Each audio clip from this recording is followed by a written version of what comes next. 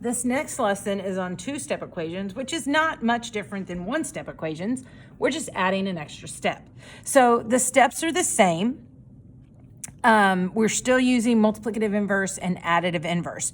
Your goal here always is to get variable on one side and constant term on the left. So if you keep this in the back of your head, variable on one side, constant on the left, you should be okay through this whole unit. So number one, you always want to get rid of your constant terms first. So here is my variable term in 9a. And what I'm going to do is I'm going to get rid of this constant term of a -2 first. So how do I get rid of that constant term? Opposite of -2. I'm going to add 2 to both sides. Those cancel out, and I'm left with 9a equals -63. Remember, you have more negatives, How many more negatives? You have 63 more negatives. And here, now it's the same thing. I have to divide my 9 from my a because I separate them. So I divide both sides by 9, and I get a equals -7, and I box my answer, okay? So here's my variable term. I need to get rid of my constant term first. So how do you get rid of -11? We add.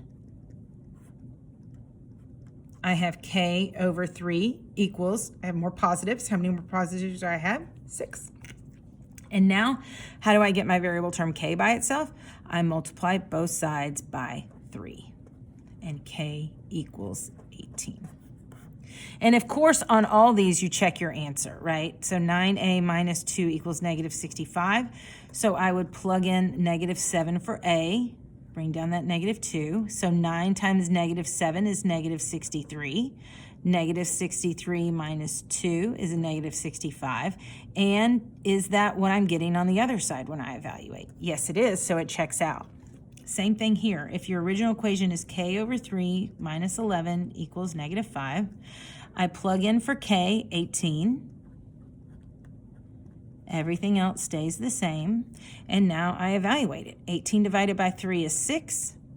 So finish it out. 6 minus 11 equals -5. Is that a true statement? Well, 6 and a -11, I have more negatives than positives. How many more? -5. And yes, it checks out. So do not forget to check your answer. It's 100% way you can guarantee yourself a 100 on any assessment.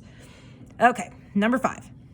Get rid of my constant term first, so I'm going to add 11 on both sides. I have 8m equals 0.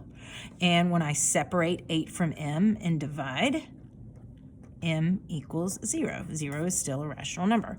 And of course, I can check it. If I plug in 0 here for m, I get 0 minus 11, which is -11, and it equals -11. It checks out.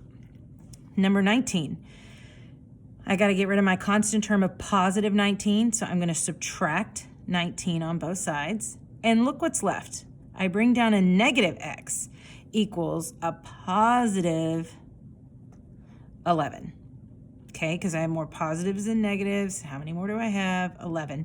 Now, you can't have a negative variable, so remember what we did. We flipped out by flipping this to a positive and flipping this to a negative, or if you don't like that, you can multiply everything by -1.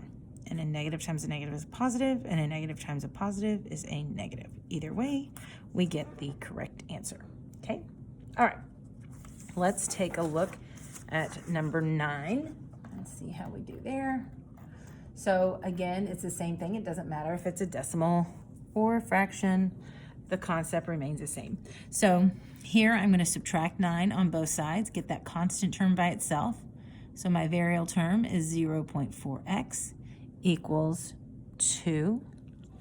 And when I divide both sides by 4/10, I get x equals 5.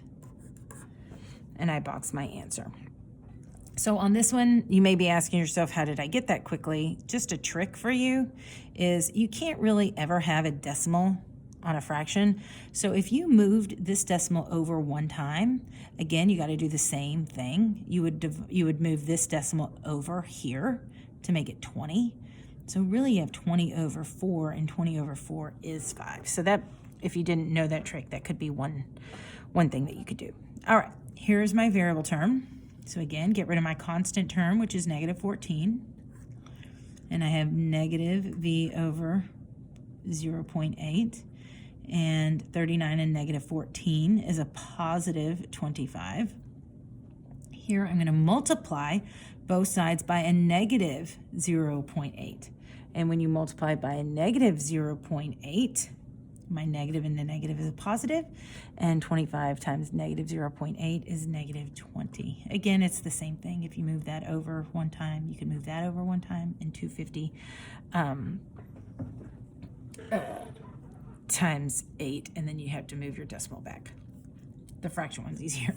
All right, so v equals negative 20 is my answer. All right, number 13. I got to move my constant term, so I'm going to subtract 9 on both sides. I get negative 10 equals negative 5/8 c. And to get c by itself, I multiply it by the multiplicative inverse, which is a negative 8/5, right? So whatever you do to one side, you're going to multiply this side by a negative 8/5. So my negative and negative cancel out to be a positive. And then you can cross reduce here, 5 and 10 to be 2. And then a negative 8 and a negative 2 is a positive 16. However, you do not leave it here. You use symmetric property to get c equals 16.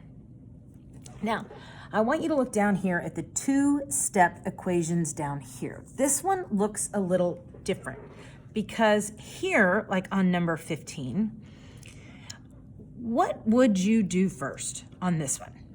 A lot of times, well, I shouldn't say a lot, but sometimes people think they should move this negative 1.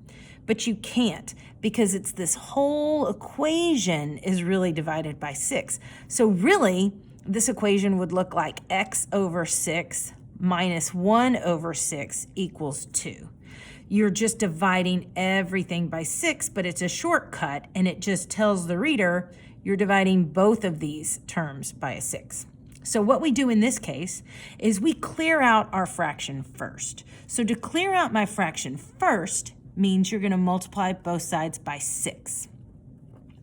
Now my 6's cancel out, and I have x minus 1 equals 12.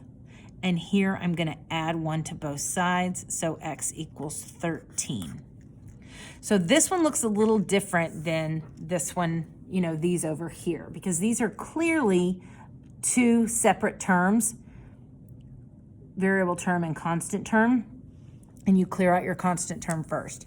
Down here, this is really one whole term. So to do that, again, we're going to multiply both sides by the 16. We're going to clear out our fraction first.